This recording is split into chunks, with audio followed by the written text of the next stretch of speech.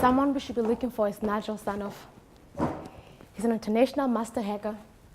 No one's ever seen his face and no one knows his real identity. He's responsible for 7 major classified document dumps.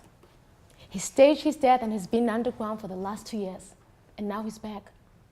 And based off all the hacker chatter, it's something big, something imminent. Huck, I need to know that if anything from B613 goes public, how bad is it?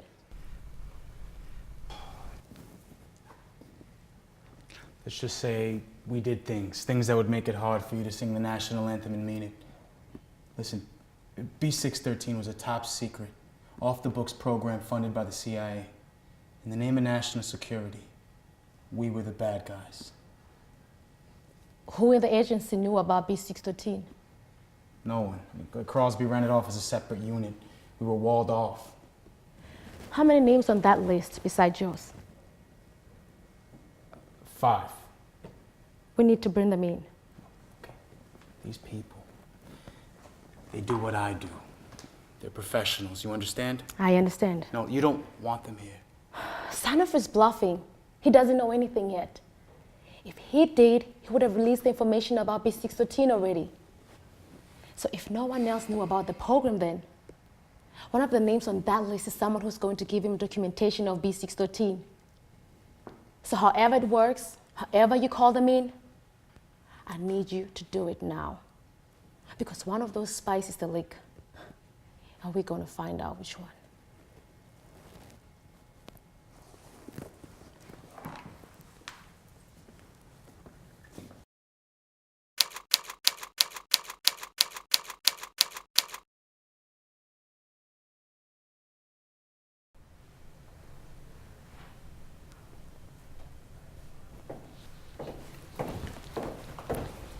Wink? Spin? Look, this is the conference room we'd be sitting in. Now sit and wait for the others.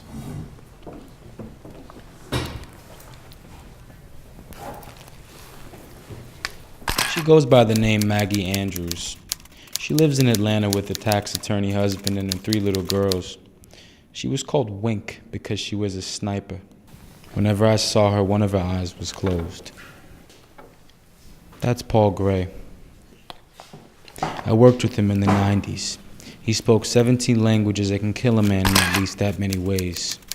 Now, he's a professor in upstate New York. Divorced, probably from sleeping with his students. That's Melvin Feen. Good afternoon. He was able to go days without sleep, and that wasn't even his real talent. His real talent was knowing how much pain a person could tolerate before he killed them.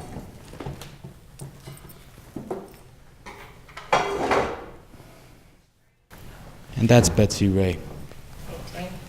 Matches. She owns a B&B in Vermont. Back when we worked together, she would light things on fire. Didn't matter what the target was, she could always make it look like an accident. And then, there's Charlie. I don't know what he's been up to, but he was always the person they called when they needed someone to disappear.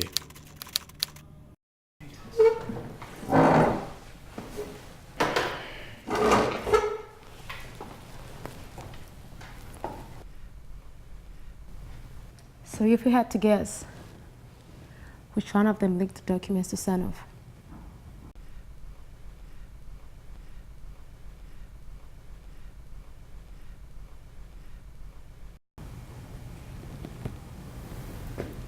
It's hard to say.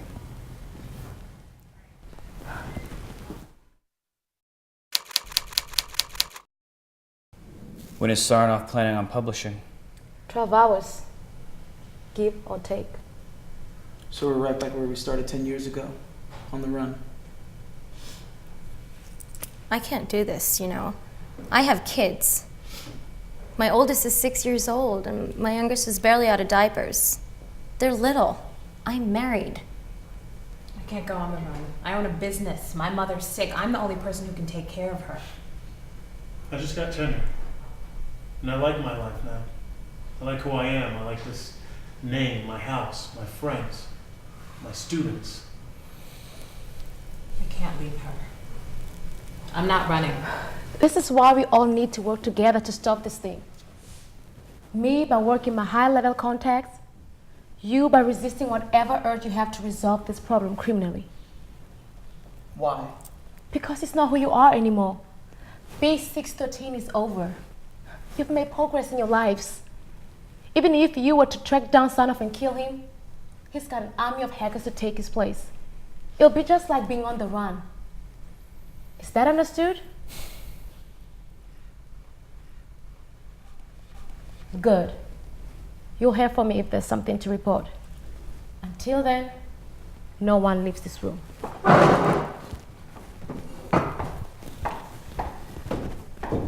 Who are you calling? My babysitter? Looks like we're going to be here a while.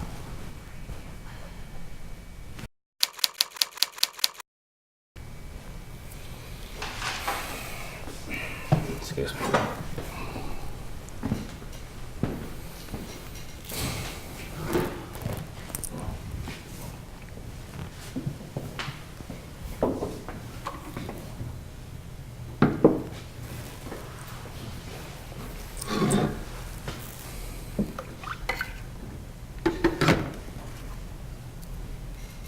You ever feel bad about what we did? Me?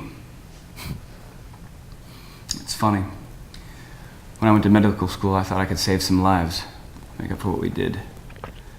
Then I realized why I wanted to become a doctor. To cut people up. Is that my fault? Or the government who turned me into this monster? I don't know. Try not to think about it. Excuse me.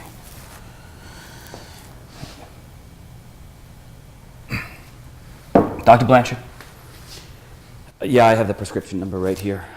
It's RX number 002301151151198. 22 pills? 350 milligrams each. Yeah.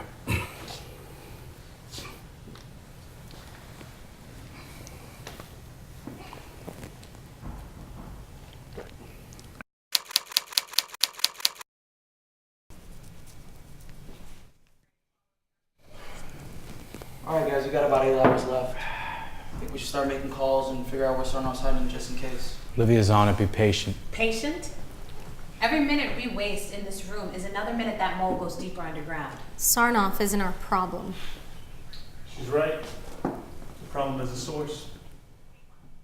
We take care of whoever's leaking the information. Doesn't matter what Sarnoff does. Yeah, but nobody in the agency knew anything about B613 except for Crosby, and his brains are all over the mailbox. 6 other people knew about B613. 6 other people could be the leak. And they're all sitting in this room. I can make a strong case against Charlie, but I might just shoot him instead. I served with Charlie. Charlie's a believer. I think it's Maggie. I don't buy that nice mom bullshit. Please. I think it's Paul. Look at him, just reads them all. Remind everyone about your little incident in India 10 years ago. You're the one that can't be trusted. Enough. Guys, shooting each other won't solve anything. If we all die, there won't be a leak. I'm okay with that. Me too, as long as Charlie's first. Okay, guys, let's put down our guns. Olivia's on this. We'll know the truth very soon. 1, 2. Come on. 3.